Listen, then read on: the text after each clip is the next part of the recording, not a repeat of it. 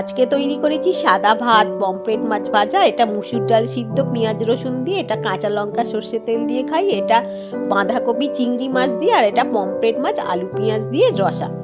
এখন তৈরি করছি আমি যে বাঁধাকপিটা ভেজেছিলাম সেইটা। এটা তেলের মধ্যে একটু জিরে, কাঁচা লঙ্কা বা শুকনো লঙ্কা ফোড়ন দিয়ে এটা পেঁয়াজ রসুন আলুটা ভালো করে ভেজে নিয়ে বাঁধাকপিগুলো দিয়ে দেবো। বাঁধাকপিগুলো বড় বড় করেই কাটি। এটা ভালো করে নাড়াচাড়া করে নেবো। এটা ভালো করে নাড়াচাড়া করে নেবার পরেতে এতে আমি দিয়ে দেবো চিংড়ি মাছগুলো। নুন হলুদ মাখিয়ে চিংড়ি মাছটা দিয়ে ভালো করে নেড়ে নেবো। এখন আমি হাই ফ্লেমেই কিন্তু রান্নাটা করছি। এটা ভালো করে নেড়ে নিয়ে পরিমাণ মতো নুন আর হলুদ দিয়ে দেবো। দিয়ে এটা একটু আবারও ভালো করে নেড়ে নেবো। নিয়ে কয়েকটা কাঁচা লঙ্কা দিয়ে দিই।